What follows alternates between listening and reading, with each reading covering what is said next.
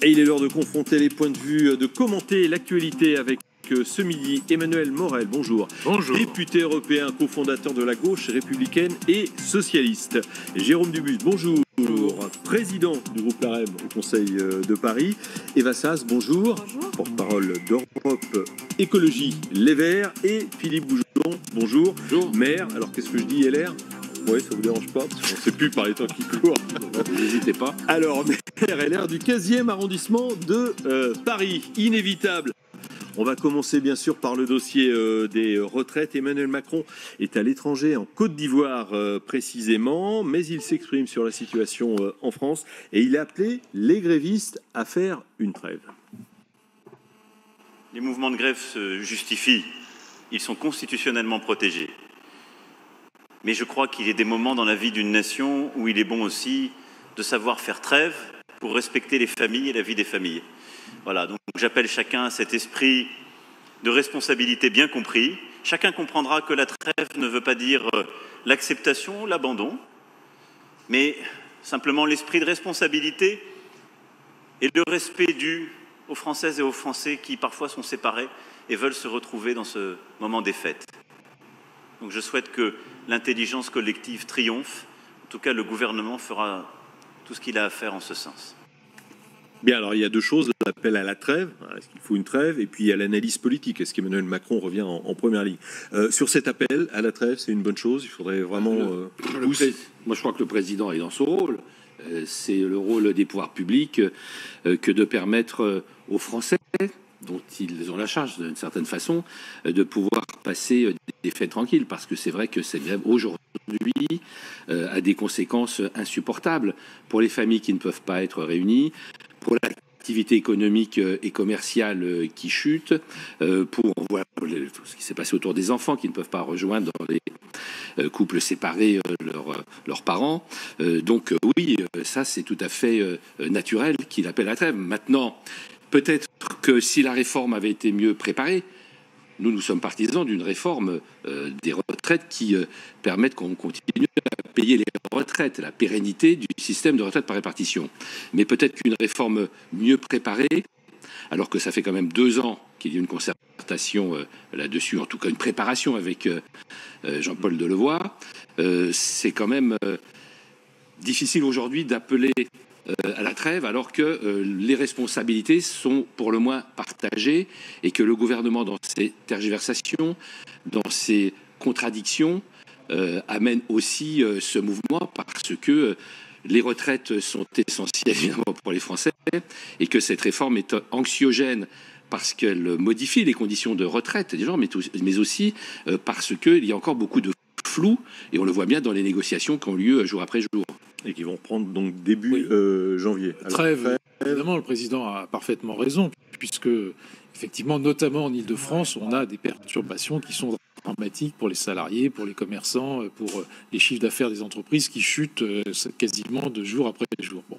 Il y a un principe, il y a une organisation en France qui est une organisation un peu atypique, qui est le modèle économique et social français, qui fait qu'on a un monopole des transports publics, RATP, SNCF, et en contrepartie, on a un principe de droit qui s'appelle la continuité du service public. Bon.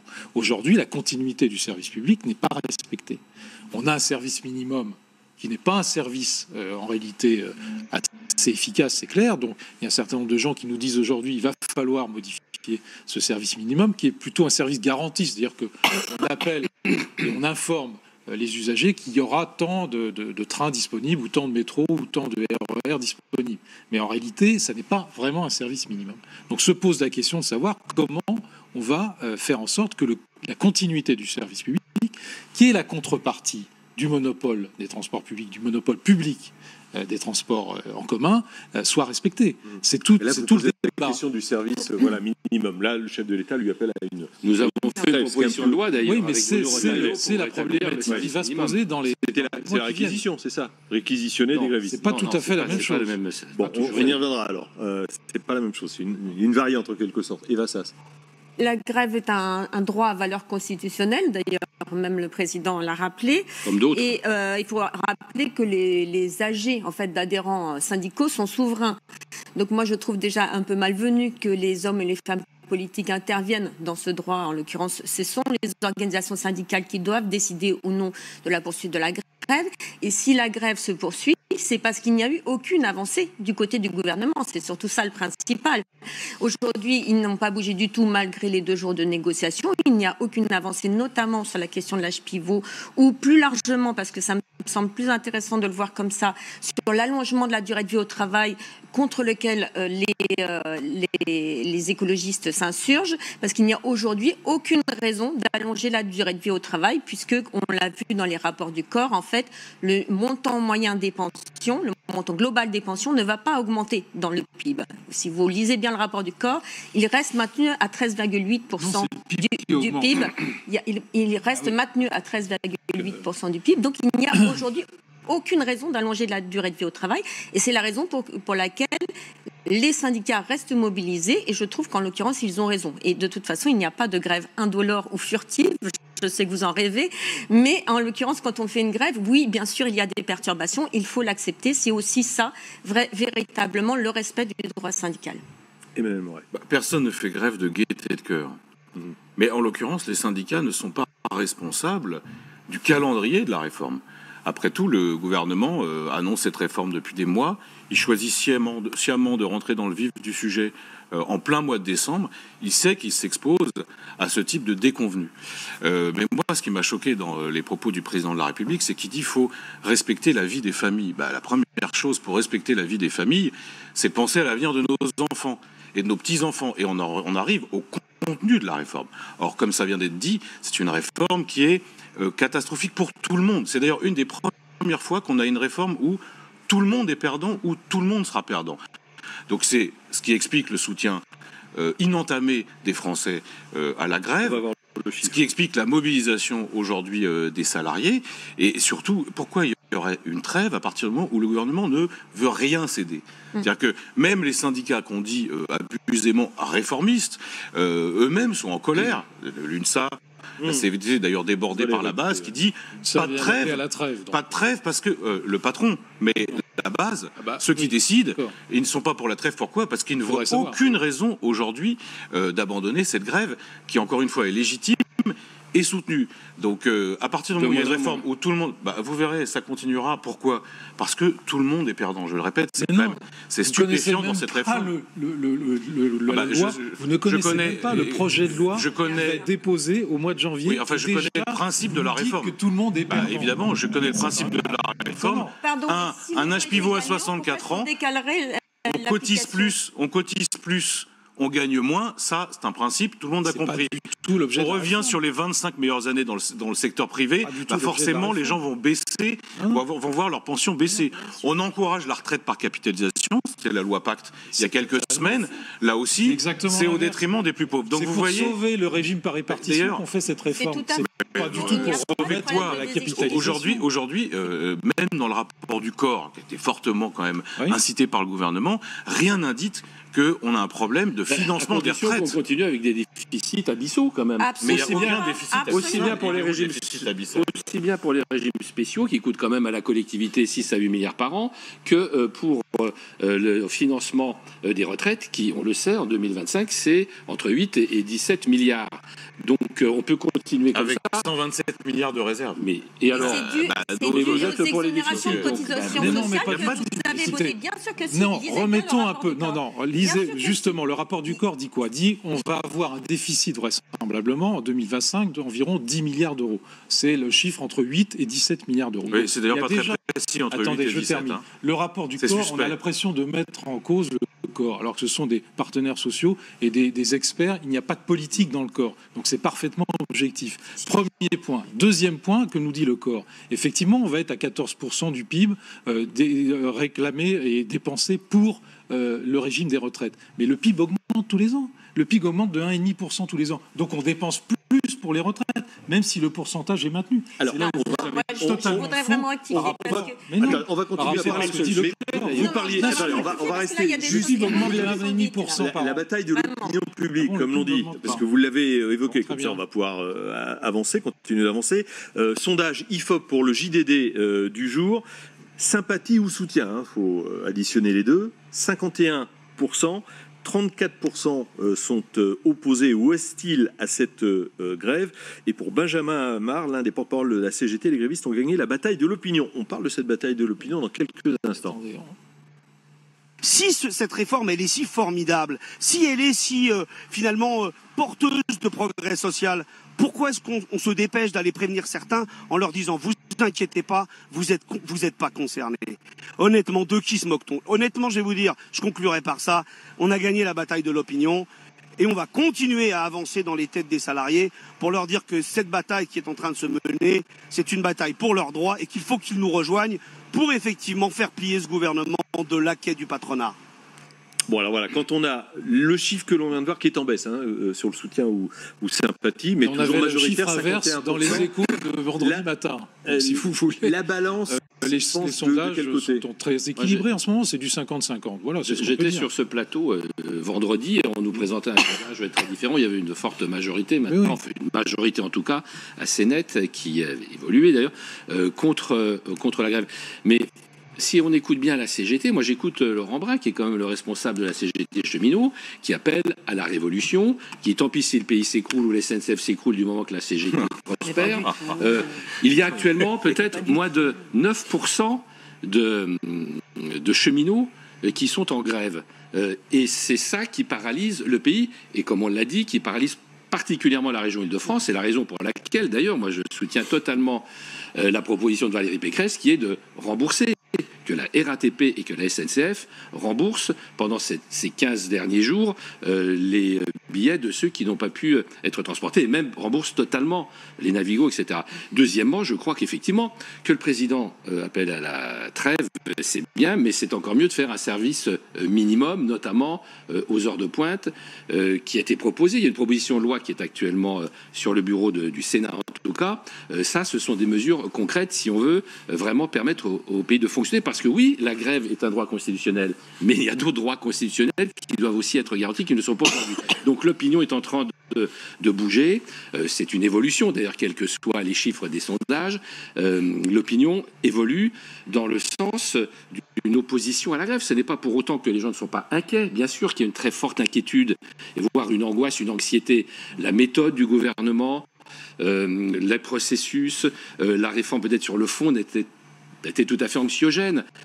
Et les solutions, on ne les voit pas vraiment encore aujourd'hui. Mais franchement, empêcher les familles de se retrouver pendant les fêtes de Noël, c'est quelque chose d'insupportable. Et le commerce en pâtit aussi. Parce que il y a quand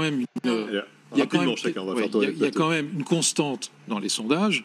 Après, c'est du 50-50. Ça varie, 51, 49, 49, 50. Il y a une évolution, il y a une tendance. Bon, il n'y a pas une énorme évolution, mais il y a deux fondamentaux qu'on constate dans tous les sondages. Le premier, c'est que les gens veulent et comprennent qu'il faut réformer les retraites, le régime de retraite. Et deuxièmement, ils ne veulent plus de ces inégalités entre les régimes spéciaux et les régimes généraux. Ça, c'est clair. Ouais. C'est 70% des gens qui constatent que le régime général et les régimes spéciaux, il y a une inégalité phénoménale et on ne peut pas continuer comme ça. Ils ne veulent pas de l'allongement de la durée de vie au travail parce qu'aujourd'hui, les salariés vieillissants n'arrivent même pas à finir leur carrière en emploi. Comme vous le savez, il y a 50% des gens qui suicident leur retraite.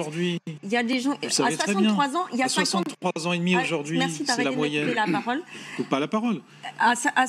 Ils partent à 63 ans, mais il y a la moitié des gens qui ne sont plus en emploi, comme vous le savez, puisque vous avez étudié le dossier. D'ailleurs, il y a 30% des gens qui sont soit à l'allocation adulte handicapé, soit en invalidité, soit au chômage. Donc ils n'arrivent déjà pas à finir leur carrière, et c'est pour ça que la première des conditions préalables avant toute réforme, c'est la prise en compte de la pénibilité et la réintroduction des 4 critères que le gouvernement a mis de côté dans cette mandature. Il faut réintroduire les 4 critères de pénibilité. On a supprimé 2 critères sur 6. Non, vous avez exclu 4 critères sur les 10, alors que le patronat et les syndicats étaient d'accord depuis 2008 sur ces 10 critères de pénibilité. Et je vous accorde qu'il y a un problème des seniors dans l'entreprise actuellement. Vous mentez sur la question du déficit, pardon de le dire, parce que je dois revenir sur cette question. Vous dites qu'il y a un problème de déficit, mais le rapport du corps, si vous l'avez bien lu, il dit bien que c'est une insuffisance de ressources et pas une augmentation augmentation des dépenses, et j'espère que vous me rejoindrez sur ce point, parce que c'est la réalité qui est écrite Oui, c'est une dans le insuffisance de rapport. cotisation. C'est bien une sûr. insuffisance de Parce ressources. qu'il y a un problème Pourquoi démographique. Parce Vous que savez, non, bien sûr que non, si. pas du tout. Allez, Pas finissez du votre tout. phrase. Non, non, La logique c'est est erroné. sur les Emmanuel Morel. Venez Non, sur sur les 8 mon terrain, milliards, c'est très bien. sur les 8 Bravo. milliards, Bravo de me soutenir. sur c'est les 8 parfait. milliards, Parce que vous il y a 2 reconnaissez que milliards c'est qui une sont dus insuffisance aux de dépenses. exonérations de cotisations sur les heures supplémentaires que vous avez votées, ainsi que sur les primes de Noël. Il y a aussi Mais 2 non, mais milliards ça, qui c'est du sont détail, dus, voyons, qui c'est sont pas dus à l'essentiel. l'insuffisance de Emmanuel- financement de la CAF et de l'UNEDIC. Pas du tout. Emmanuel, Donc, regardez bien le Morel. rapport Oui, du je l'ai corps. bien regardé. Nous Merci. en reparlons. On est resté des arguments. voilà, Oui, le comme rapport je du corps, on a fait de longues démographie, émissions vous savez. et c'est normal Je sur ce reviens sur rapport votre du question. corps où il y avait des choses qui sont dites de part et d'autre. Je qui sont reviens. vraies, d'autres peut-être pas tout à on peut fait l'interpréter raccord. Mais on va pas différentes refaire le Je reviens le sur débat votre question. le corps. Oui, allez, Si merci. vous posez la question à n'importe quel Français, évidemment que la réforme, elle est anxiogène. Elle est anxiogène pour plusieurs raisons. Parce que ce qu'ils ont compris, d'abord, vous êtes salarié du privé. Jusqu'à maintenant, votre retraite, elle a été calculée en fonction de vos 25 meilleures années. Aujourd'hui, ça sera sur toute la vie. Donc vous allez baisser votre pension. Vous êtes fonctionnaire. Aujourd'hui, votre retraite, elle est calculée sur les 6 derniers mois. À l'avenir, si ce projet passe, et j'espère qu'il ne passera pas, ça sera sur toute votre carrière. Ça, la seule chose qui est universelle dans cette réforme, c'est la baisse des pensions. Mais c'est fou. Et ça, les Français totalement l'ont compris. Et Comment pouvez-vous qu'est-ce qui dire ça rajoute à l'anxiété? C'est vraiment pas ça. Qu'est-ce qui rajoute à l'anxiété? Je regardais votre reportage juste avant. Emmanuel Macron lui-même, il y a quelques semaines, expliquait qu'un âge pivot à 64 ans, c'était une idée absurde, puisque la plupart, enfin que un senior sur deux était au chômage au moment où il arrivait à l'âge de la retraite. Et il disait, regardez, dans les entreprises, à partir de 55 ans, c'est très difficile d'avoir un emploi, ça serait absurde d'allonger encore plus l'âge de départ à la retraite. C'est le chef de l'État lui-même qui le disait. Au mois d'avril dernier. Quelques mois après, le Premier ministre dit exactement le contraire. Je comprends que les Français soient angoissés, puisque même à la tête de l'exécutif, ils ne sont pas d'accord, ce qui est bien le signe que cette réforme est largement anxiogène pour les gens, et ils ont raison. Monsieur Morel fait de la politique, mais il ne fait pas quelque chose de très précis. Il nous dit que c'est anxiogène parce que les pensions vont baisser. C'est exactement l'inverse. Que prévoit précisément ce qu'a annoncé le Premier ministre? 1. Sur le point ne baissera pas. La valeur du point ne baissera pas. 2. Mais comment vous le savez? Ce que la loi prévoit, elle peut le défaire également. Il sera indexé non plus sur l'inflation, mais sur les salaires. C'est-à-dire que chaque année, le point va augmenter entre 1,5 et 2%. C'est à peu près les augmentations de salaire sur les 10 dernières années. Mais dans le rapport du corps, il est marqué que les salaires des fonctionnaires seront bloqués. Que les pensions vont baisser, c'est absurde. Ah, mais vous n'êtes pas seulement juste là-dessus. Vous n'êtes pas seulement imprécis. Je pense que vous présentez la réalité sous un angle qui est totalement différent. Ce sur quoi nous sommes tous d'accord, je pense, c'est que nous ne souhaitons pas qu'il y ait une baisse des ressources des retraités. Ça, je pense que c'est un élément qui peut nous rejoindre. À partir de là, quelle solution? Parce qu'effectivement, il y a une évolution démographique et autres. Nous proposons autre chose, quelque chose qui aurait été beaucoup plus simple, effectivement, et qui a été fait. C'était, depuis d'ailleurs plusieurs années par différents gouvernements de droite d'ailleurs, c'était effectivement de reculer l'âge du départ à la retraite, qui posait beaucoup moins de problèmes, qui était une réforme beaucoup plus simple. Et si j'en crois ce qui se passe à l'extérieur de notre pays, et M. Morel, qui est député européen, le sait bien, c'est que chez tous nos voisins, l'âge de départ à la retraite est au-delà de 62 ans. Il va de 63 à presque 67 ans. Avec l'Italie est 67 ans. Mais alors, non, mais il y a des correctifs. De la pauvreté. Il y a des correctifs. Et si nous sommes dans un système bancal, c'est parce que justement, effectivement, dans un système par points absolu, eh bien, effectivement, la valeur du point monte et descend, augmente ou baisse en fonction de la situation économique, démographique, ça. Et si il y a cette affaire d'âge pivot, c'est parce que justement, c'est pour éviter que la valeur du point ne baisse qu'on met un âge pivot afin de faire en sorte qu'il y ait suffisamment de ressources pour financer le système. Alors c'est extrêmement compliqué, surtout que en même temps, on supprime les régimes spéciaux, ce qui est une bonne chose. Il faut supprimer les régimes spéciaux, mais qu'on en garde certains. Donc on ne sait plus trop où on en est quand même dans cette réforme. Aujourd'hui, il y a des négociations qui vont assez loin, quand même aussi bien pour les personnels de la SNCF et de la RATP, qui décrochent le jackpot quand même dans les négociations actuelles, finalement, mais aussi pour tous ceux qui sont encore sous le statut des régimes spéciaux, qui vont continuer à bénéficier d'avantages que n'auront pas les salariés du privé. Je pense que là, il y a une inégalité qui est en train de se créer avec ces négociations. Vous pensez des quoi avantages, aux le policiers, administration pénitentiaire, Non, mais militaire? ça c'est normal, il faut Ouais, pas il y toucher. Il faut savoir, c'est normal ou c'est pas Non, normal? mais avec d'autres systèmes. Mais c'est pour ça que là, non, mais ça, ce sont des systèmes qui doivent subsister pour un certain nombre de conditions. Parce Donc qu'on vous va à êtes pour les 70 régimes ans. spéciaux? Non, je ne suis pas pour les régimes spéciaux. C'est toute Je suis à la l'ambiguïté fois de LR. c'est pour les qu'ils régimes sont à la fois autonomes, pour et lorsque contre. ceux-ci sont financés par leurs propres cotisants. Ah, mais c'est encore autre chose. Bah oui, d'accord, mais ça c'est important. C'est les Toutes régimes professions autonomes, libérales, ceux-là. C'est Voilà, c'est exactement. les avocats, les Ça qui- kinés, etc. Mais etc. donc vous êtes pour maintenir des Non, mais il faut régimes en revenir. différents du régime pour un général. régime pour ce qui concerne les fonctions régaliennes. Il faut en Oui, bien revenir sûr, à ça, je crois l'essentiel qu'aucun de cette gouvernement ne réforme. peut Pourquoi est-ce qu'on fait cette réforme? Pourquoi est-ce qu'on fait cette réforme? Pour deux raisons. La première raison, c'est que le régime par partition est aujourd'hui déséquilibré par le rapport rapport qui se dégrade entre actifs et inactifs. Ça, personne ne peut le Oui, nier. mais la productivité augmente. Et attendez, je termine. Et je termine. Regardez le rapport en entier. Et je termine. Et que les réformes qui ont été faites depuis 93, la première réforme, c'était celle de Balladur, n'ont pas amélioré le système, il faut bien le dire. Et on en fait de plus en plus rapproché. Bon. Et deuxièmement, parce que la vie professionnelle est en train d'évoluer. Aujourd'hui, personne ne peut se dire, à part et encore dans la fonction publique, qu'on va faire une même carrière tout au long de sa vie dans la même entreprise, c'est terminé. Et par conséquent, le régime par points essaye d'adapter le régime de retraite à ces évolutions de carrière. Et ça, c'est très important. Avant de revenir aussi à une question qu'on a un petit peu éludée, est-ce qu'Emmanuel Macron est de retour en première ligne sur ce dossier, pour parler ainsi? Il est toujours d'ailleurs en Afrique, en Côte d'Ivoire notamment. Sur réponse d'Evassas, puis après je repose à ma question sur Emmanuel Macron en première ligne ou pas. Non, mais la première chose à dire, c'est que le recul de l'âge légal de retraite ou l'âge pivot, c'est la mesure la plus injuste, parce qu'elle pénalise ceux qui ont commencé à travailler tôt. Donc, de toutes les mesures, c'est vraiment celle qu'il faut écarter en premier. Donc, ça, c'est vraiment la chose sur laquelle, pour le coup, je vais suivre la CFDT. C'est vraiment la ligne rouge qu'il ne faut pas dépasser. Et si on veut qu'on puisse avoir une sortie de crise, ça sera la première chose sur laquelle, effectivement, il faudra que le gouvernement évolue.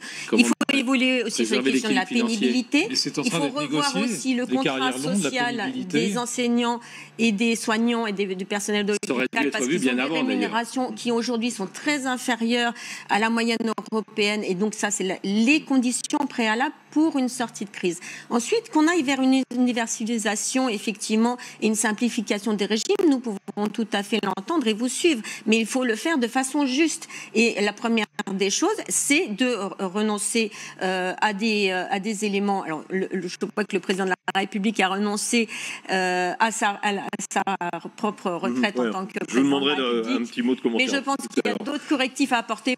Par exemple, les retraites chapeau qui continuent à perdurer. Il y a 200 000 personnes en France qui bénéficient de retraites supplémentaires. Donc, si on veut faire quelque chose d'universel et juste, il faut faire la pénibilité, la révision de la rémunération des enseignants et des fonctionnaires, et puis mettre fin, par exemple, aux retraites chapeau. Votre réforme de la retraite. Mais vous ne parlez jamais d'équilibre financier. Certainement pas en allongeant la durée de vie au travail. Quel est votre modèle pour les retraites? Nous ne sommes pas d'accord sur le diagnostic. Nous ne sommes pas d'accord sur votre diagnostic. Vous dites qu'il y a besoin d'allonger la durée de votre travail. Nous disons que ce n'est pas nécessaire. Et vous tordez les chiffres en disant qu'effectivement, c'est écrit dans le rapport du corps. C'est écrit exactement l'inverse. Pas du tout. Donc, à partir de ce moment-là, il y a un vrai on en a fait beaucoup sur ce rapport du corps fort intéressant au demeurant.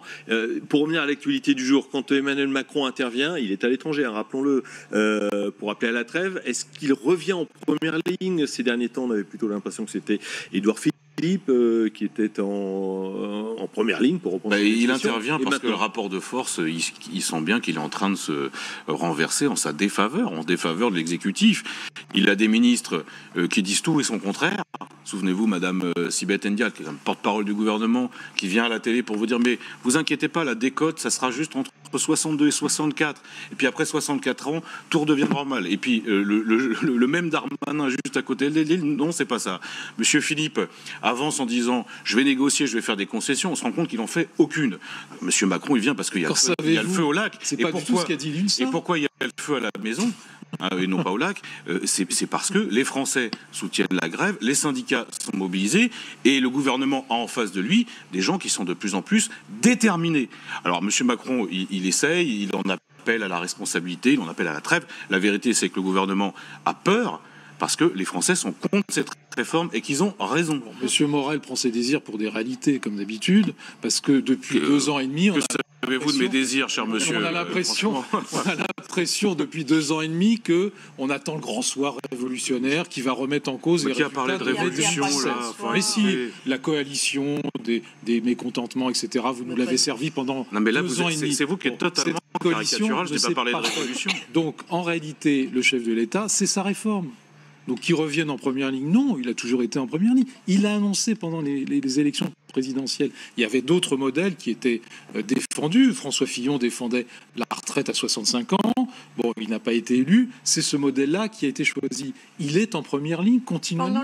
Ce n'est pas un retour en première ligne. Mais pendant la campagne présidentielle, il a dit qu'il ne toucherait pas à l'âge légal. Et il revient par la fenêtre. Il revient par la fenêtre en proposant un âge pivot. Pardon, mais les Français se sentent un peu dupés quand même. Et donc c'est normal aussi qu'ils soutiennent cette réforme. L'âge légal est maintenu à 62 ans. Oui, on ne pourra pas toucher sa retraite à taux plein avant 64. Donc vous comprenez bien que les Français... réforme est adoptée. Ce que vous pensez, c'est une chose, mais les Français ne sont pas idiots et comprennent très bien... Attendez, arrêtez de parler au nom des Français. L'objectif de cette réforme. On est tous ici pour débattre gentiment, pas pour parler au nom des Français. On a l'impression que madame et monsieur parlent au nom des Français. De quel droit, à quel titre, on ne sait pas.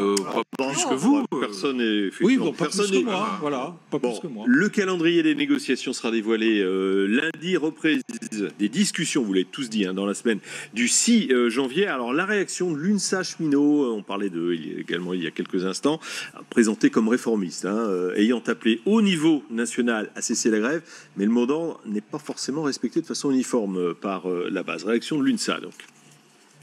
Mais un répit, un cessez-le-feu ne veut pas dire que l'on abandonne toute ambition de faire revenir à la table des négociations et de continuer autour de nos experts de l'UNSA à arracher des compensations pour aussi bien les régimes spécifiques que pour l'ensemble des Français, puisque finalement si on enlève cet âge d'équilibre de 64 ans et qu'on revient à ce qui existait avant, une possibilité de partir déjà à 60 ans et puis avec une nécessité d'aller jusqu'à 62, ce serait déjà une marque de progrès. On va regarder quelques-unes des pistes qui sont évoquées. Ça vous permettra de débattre. La prise en compte de la pénibilité, gonfler les pensions minimum, aménager les fins de carrière et lisser les transitions vers le nouveau régime. Bon, est-ce que tout ça, ça permettrait de sortir de cette crise ? Moi, il y a quelque chose qui me gêne là-dedans. Encore une fois, ça fait 2 ans qu'on discute de cette réforme. Le président l'a annoncé dans sa campagne présidentielle. Il y a eu 2 ans de discussion, de concertation. En tout cas, c'est ce qu'on croyait. Et aujourd'hui, on se trouve confronté à une multitude de difficultés et de problématiques qui fait que cette réforme est quand même largement compromise, parce que si on revient sur tant de fondamentaux, c'est qu'il y a quand même une mauvaise conception des choses, sans compter la méthode qui est quand même pas terrible. Ni le calendrier d'ailleurs, c'est le genre de réforme à faire effectivement au début d'un quinquennat et pas en plein milieu et à l'approche des fêtes, ça c'est clair. Donc si cette réforme est compliquée, c'est parce qu'on essaye de faire atteindre des objectifs quand même divergents. C'est vrai que c'est une réforme systémique, c'est un projet de société pour les retraités finalement, mais en même temps il y a ce problème qui nous taraude d'équilibre financier et que le gouvernement, sur lequel le gouvernement ne peut pas passer. Pour que la réforme s'applique, il faut qu'il y ait cet équilibre financier. Chacun peut le comprendre facilement. Aujourd'hui, s'il y a ces avancées, qui vont dans le bon sens, je pense, par rapport à la réforme, néanmoins, où sont les compensations? Qui paye? Comment on paye? Est-ce que ça ne déséquilibre pas de nouveau cette réforme? Est-ce qu'elle pourrait être mise en œuvre?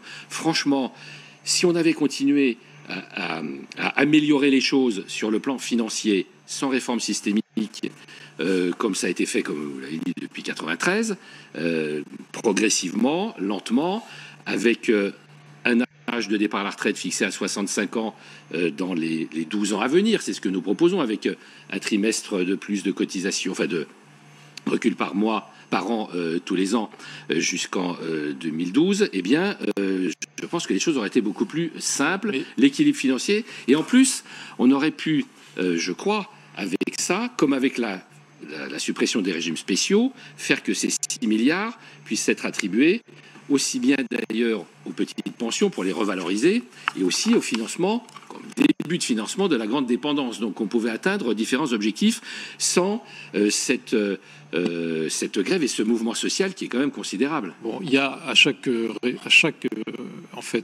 réforme des retraites, on a eu un mouvement social. Il ne faut pas avoir l'esprit et la mémoire courte. En 2010, il y avait 1 million de personnes dans la rue lorsque Nicolas Sarkozy et François Fillon ont réformé le régime des retraites. Or, on voit bien que ce qui a été fait n'est pas suffisant. Donc cette réforme, ce qu'on appelle systémique, en tout cas qui est une réforme de fond, qui n'a jamais été fait en France depuis 1945, elle est nécessaire.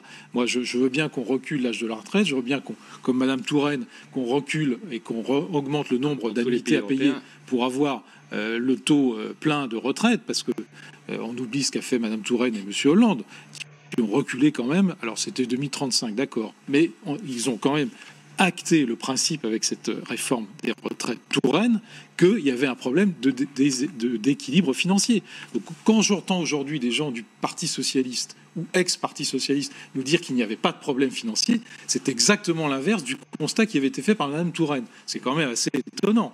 Mais moi, je maintiens qu'il n'y a pas de problème financier. Voilà. Je le maintiens d'autant plus. Non, pas du tout.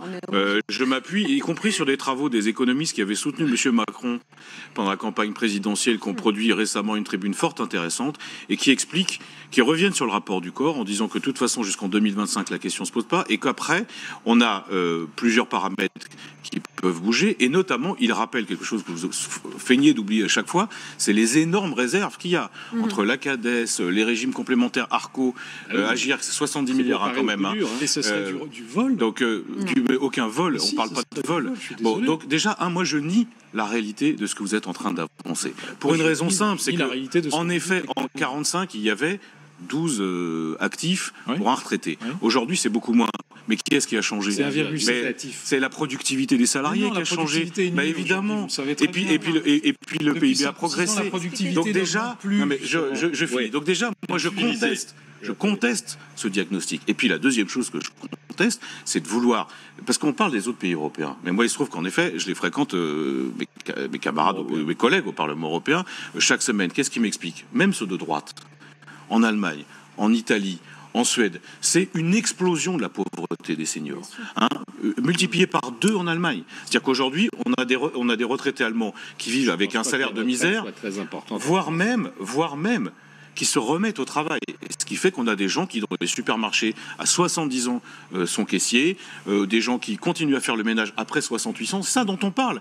Est-ce que le projet de société... C'est précisément de ça dont est-ce que vous voulez qu'on meure au travail? Moi, je ne veux pas cette réforme. Précisément parce qu'on ne veut pas de ça. Non, c'est tout le contraire. Exactement. Si le taux de pauvreté a diminué en France, c'est justement parce qu'on a permis que les retraités puissent avoir une pension correcte. Et vous voulez revenir là-dessus parce qu'effectivement, comme le dit Emmanuel Morel, si vous prenez en compte l'ensemble de la carrière, vous allez prendre en compte, y compris les périodes précaires, et donc ça va faire baisser la pension moyenne. C'est ça qu'on vous explique. On augmente la valeur du point tous les ans. Non, mais et par ailleurs, effectivement, il y avait un problème de déséquilibre. Et c'est pour ça que des réformes ont été faites. Ce que dit le corps aujourd'hui, c'est que grâce aux réformes passées, le problème est effectivement réglé. Non, pourquoi? Pas réglé Parce que la pension moyenne progresse moins vite que les salaires. Lisez les rapports du corps une fois de plus.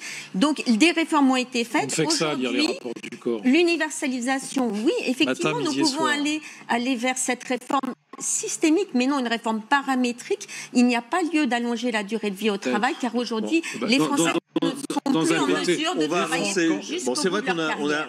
On découvre des mots ces derniers temps, réforme paramétrique, avec nos compatriotes, régimes spéciaux. Quand vous discutez, les Français s'y retrouvent d'ailleurs. Non, mais quand vous discutez avec nos dans... compatriotes, ils savent très bien que le régime et que l'évolution. Vous parlez au nom de vos compatriotes. Non. Je dis quand on discute, qu'est-ce qu'ils nous disent? Je dis pas, je pas leur place. Si, un peu. Ils nous disent quoi? Ils nous disent, il va falloir, on est d'accord, il faudra réformer les retraites. Tout le monde est d'accord là-dessus.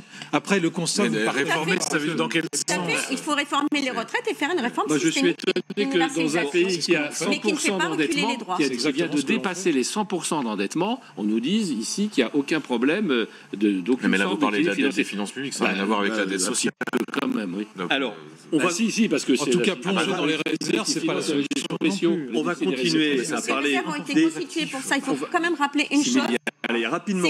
C'est que Lionel Jospin a constitué le fonds de réserve des retraites qui aujourd'hui capitalise 32 milliards d'euros et qui était fait exactement pour ça, c'est-à-dire pour faire face au papy boom et au pic qu'il y aura en 2030. Une fois que vous aurez vidé le fonds de retraite, qu'est-ce que vous ferez? Et une fois de plus, après 2030, le régime revient à l'équilibre. Une fois de plus, relisez le rapport du corps. Bon, ce rapport du corps, on va le relire ce dimanche. On l'a relu 50 fois. On va continuer à parler des retraites. On va juste aller faire. On va s'interroger aussi sur les commerçants dans tout ça. Est-ce qu'ils font grise mine? Alors la situation n'est pas forcément la même à Paris, en Île-de-France, et puis dans nos belles régions. On va s'interroger en ce qui concerne Paris, notamment. On sait qu'il y a quelques soucis. On vous montre suffisamment d'images ces derniers temps. Est-ce que ce week-end va permettre de remonter la pente, de regarnir les tiroirs caisses? On va retrouver Justine Sago et Julie Regard qui se trouvent boulevard des Italiens à Paris. C'est dans le 13e arrondissement.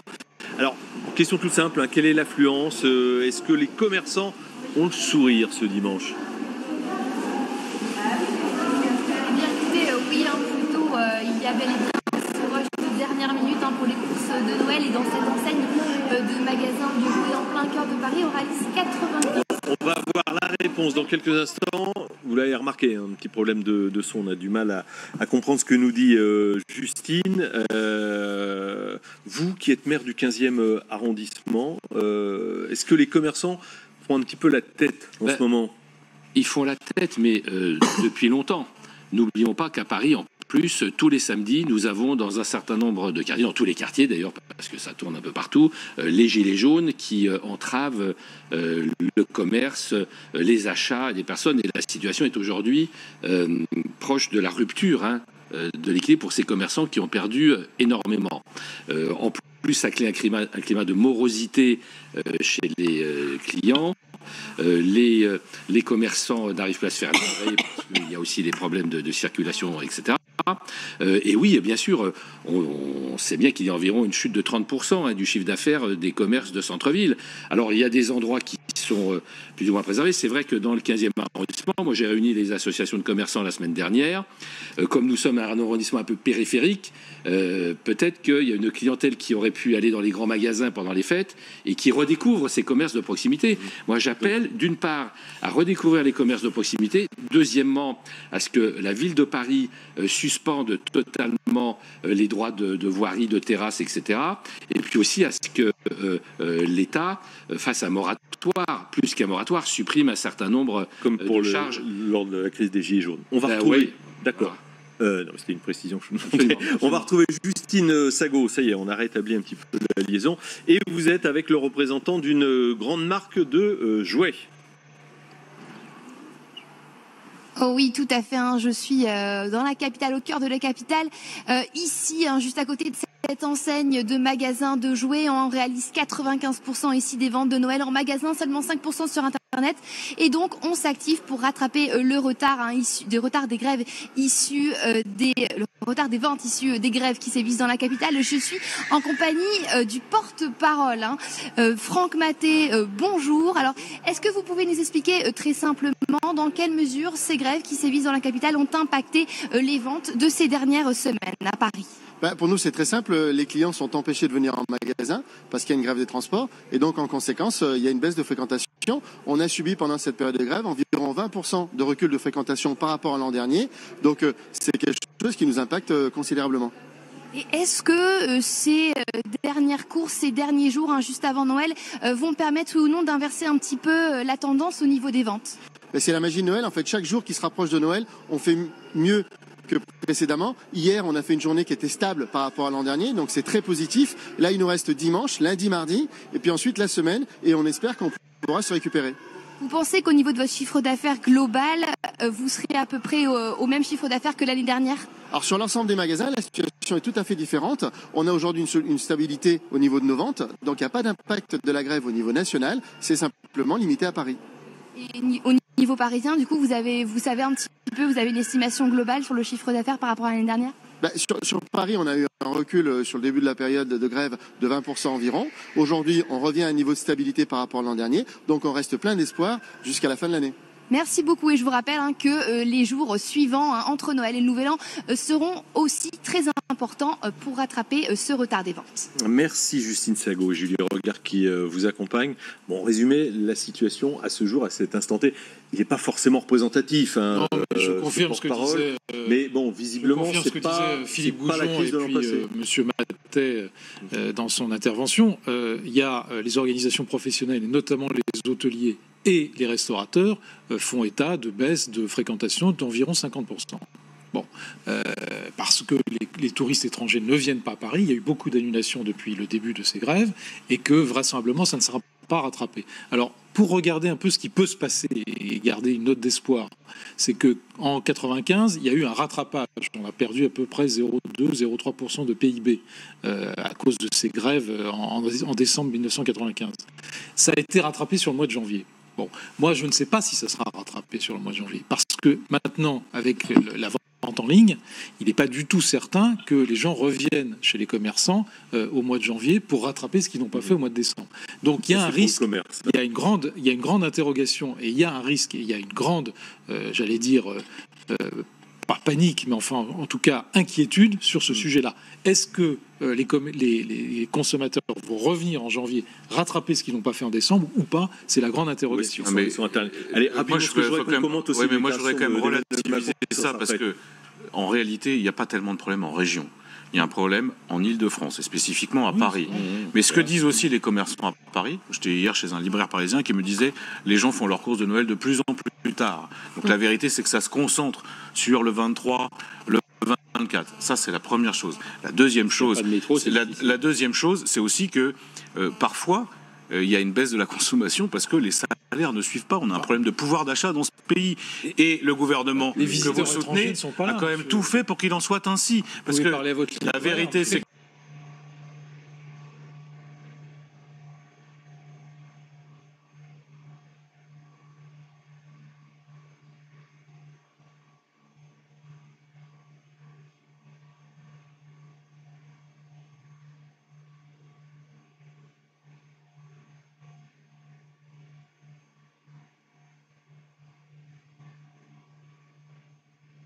au-delà de se concentrer sur... Enfin, il y a la question des commerces. Moi, je vois ce qui se passe depuis 2 ans et demi. Quand vous avez un gouvernement qui fait les ordonnances travail, la réforme de l'assurance chômage, maintenant la réforme des retraites, qui s'attaquera vraisemblablement à la Sécu, évidemment, les Français les plus modestes sont inquiets, consomment moins. Donc c'est ça la vérité. Donc ce qu'il faut, c'est rendre confiance aux Français, et vous ne le faites pas. Non. Allez, rapidement, oui, il y a un impact sur l'économie, et c'est vrai que pour le coup, j'appelle le gouvernement à faire des avancées pour débloquer la situation le plus rapidement possible, si vous voulez qu'effectivement pour faire des avancées, il faut être le commerce se reprenne. Non, je souriais parce que ce commerçant dit la magie de Noël, c'est le fait qu'on consomme de plus en plus à l'approche de Noël. Bon, pour nous, la magie de Noël, c'est peut-être aussi d'abord la. Mais il faudrait qu'ils vendent des jouets Made in France. Il faudrait aussi rappeler ça, il n'y a pas que la consommation dans la vie. Je souriais à cette définition de la magie de Noël. D'accord, bon, voilà, c'est un message aussi qui mérite d'être entendu. Je voudrais qu'on s'attarde aussi, on va continuer à parler des retraites, mais avec celle du chef de l'État. L'information du Parisien a été confirmée par l'Élysée. Emmanuel Macron renonce par avance à sa future retraite de chef de l'État. C'est à peu près un peu plus de 6 000 euros bruts par mois. Le chef de l'État, d'ailleurs, qui a fêté ses 42 ans hier, et qui a également décidé de ne pas siéger au Conseil constitutionnel quand il ne sera plus président de la République, dont les anciens présidents ont des revenus de 13 500 euros. Voilà, qu'est-ce que vous en dites? C'est de l'exemplarité ou c'est de la com? C'est un peu un coup de com' quand même, même si... bon, effectivement, ça fait bien dans le tableau, mais enfin, ça aurait été fait à un autre moment, ça aurait été plus crédible. Néanmoins, c'est vrai, ça fait partie du devoir d'exemplarité aussi. Mais enfin, jusqu'où pousser le curseur, c'est pas ça qui va rééquilibrer en tout cas les comptes des retraites.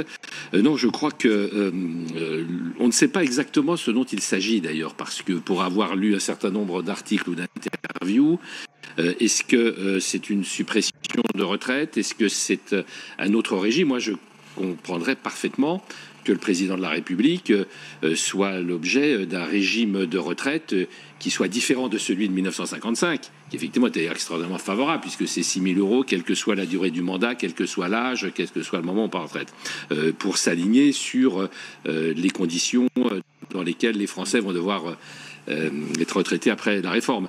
Mais bon, c'est très symbolique, oui, mais ça va pas très loin. Si vous voulez, c'est des coups de com' d'un côté.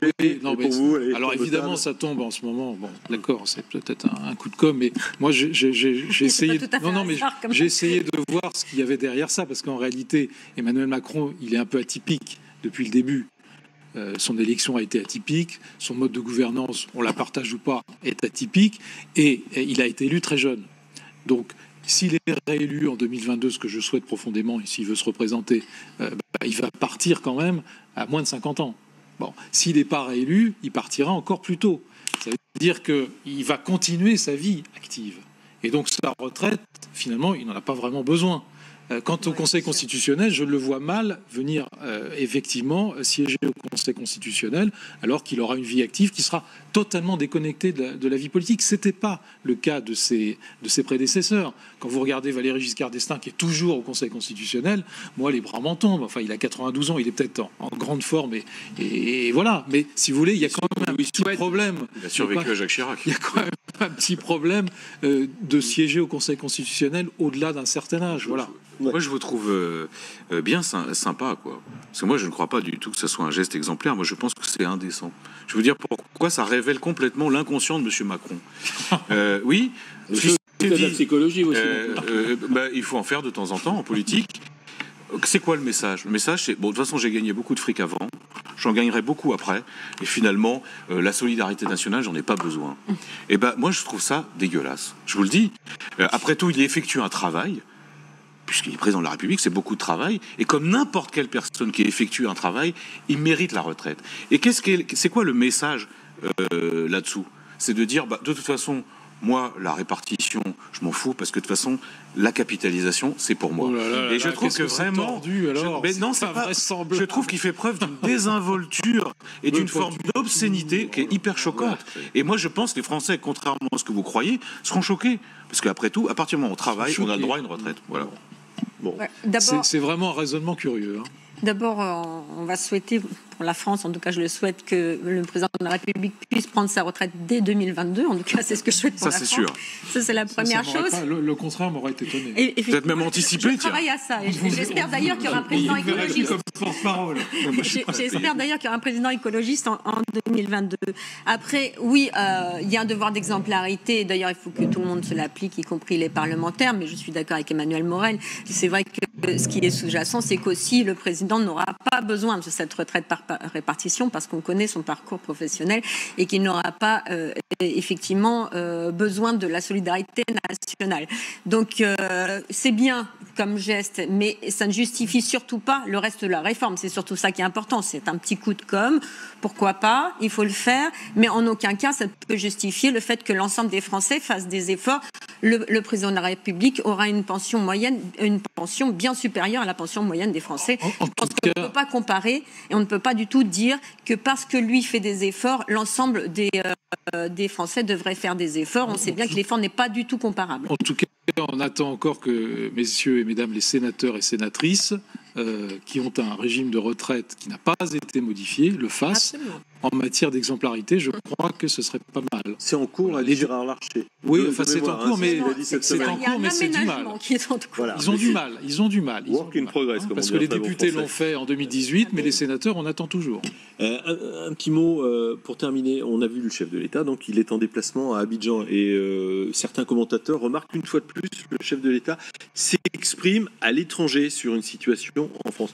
Est-ce que ça vous choque? Après tout, on a changé l'époque. C'est vrai que le général de Gaulle le faisait peut-être pas, et ses successeurs non plus. Emmanuel Macron, c'est pas la première fois qu'il intervient. Mais vous avez remarqué quand même que quand il y a des questions gênantes à l'étranger, il dit « je ne réponds pas sur la situation nationale quand je suis à l'étranger ». Puis quand ça l'arrange, il le fait. Bon, mais écoutez, moi, ça c'est une vieille... mais moi, ça me choque pas. François Hollande l'avait... Nicolas Sarkozy, François Hollande le faisait également. Il s'exprimait de l'étranger sur les problèmes français et intérieurs.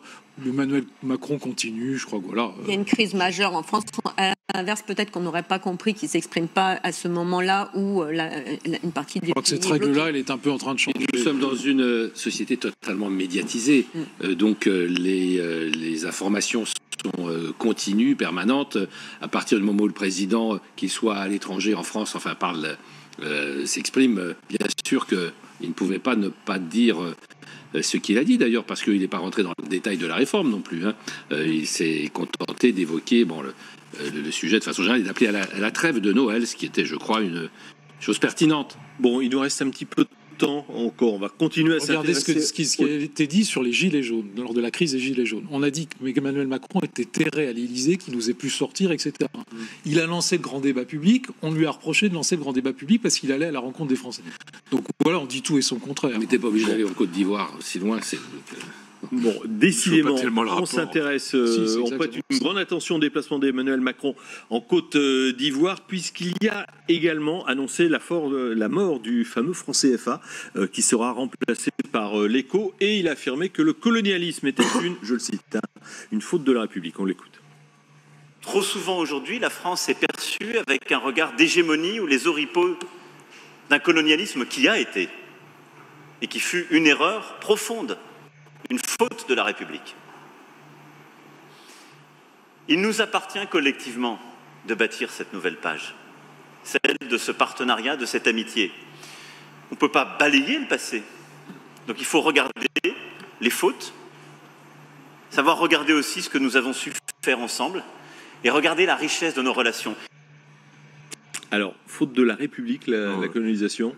C'est une faute de la France, mais la colonisation, c'était avant la République, et c'est la République qui a mis fin. Donc ça, pour le coup, je trouve que c'est un peu malheureux.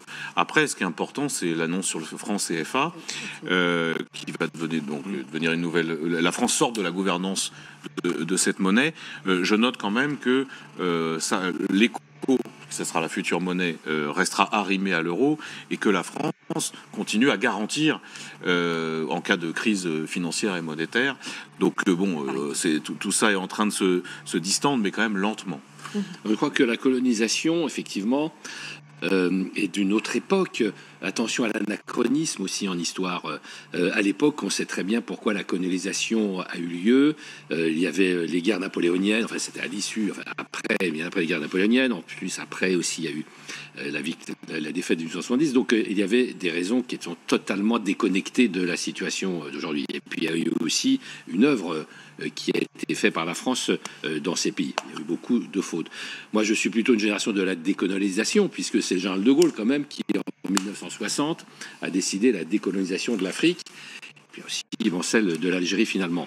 Donc oui, il a raison de dire ce qu'il a dit, je le pense.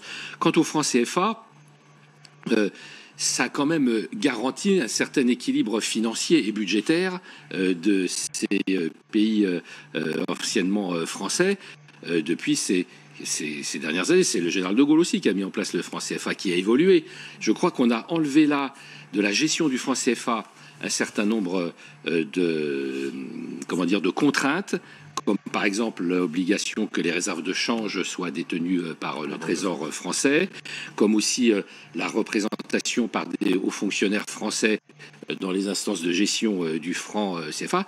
Mais en revanche, je crois que c'est vraiment une garantie importante pour le développement des économies africaines que la parité avec l'euro soit maintenue, même si le franc CFA n'est pas l'écu, mais l'écho.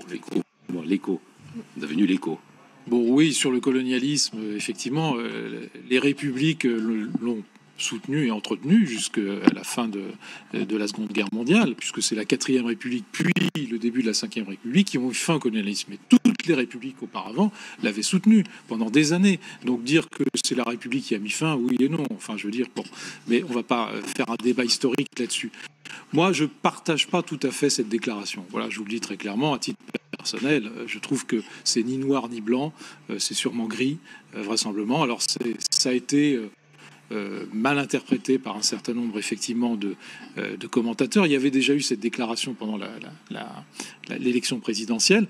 Le chef de l'État est convaincu. Bon, il est convaincu de cette affirmation. Je précise que le présidentiel, c'était février 202017 oui, c'est ça. à Alger. On a retrouvé la citation. Exactement la même. Il avait déclaré sur une chaîne algérienne que la colonisation fait partie de l'histoire française. Il avait dit un crime contre l'humanité, ce qui était quand même un peu plus fort. Ce qui était juridiquement difficile à qualifier, mais bon, ça c'était une autre. Il a donc évolué dans sa pensée, parce qu'il n'a pas prononcé des termes. D'ailleurs, il a dit qu'il fallait. Il parle de faute là. Et dans sa déclaration, puisqu'il a dit ça, et ensuite il a dit qu'il fallait qu'effectivement les liens soit retissé avec un certain nombre de pays qui ont été colonisés par la France. Et ça, il a parfaitement raison de le faire. Bien, très court. Très court, on arrive au... Moi, je trouve qu'il a eu raison de dire que c'était une faute, et je dirais même qu'il n'aurait pas dû revenir sur sa déclaration, qui effectivement le fait que la colonisation était un crime contre l'humanité. Je pense qu'il faut rester aussi sur cette définition-là. Mais effectivement, l'avancée principale, et il faut le saluer, c'est la fin du franc CFA, parce que c'était effectivement un vestige de la France-Afrique. Et comme vous le disiez, le fait que les autorités françaises participaient à la gouvernance du franc CFA était inacceptable. Bon, ce qui a plus retenu votre attention, visiblement, c'est la fin du franc CFA que cette déclaration du chef de l'État. Certains parlent déjà de repentance. Merci beaucoup d'être venu commenter l'actualité de ce dimanche. J'ai une précision à apporter avant de clore ce débat. Hier, nous avons donné à l'antenne un sondage incomplet du journal du dimanche. Voici les résultats complets. 31% des Français soutiennent le mouvement, 20% ont de la sympathie, 19% y sont opposés, 15% y sont hostiles et 15% sont indifférents. Nous vous prions bien sûr de nous excuser de cette erreur commise hier. Dans quelques instants, l'info continue bien sûr sur LCI.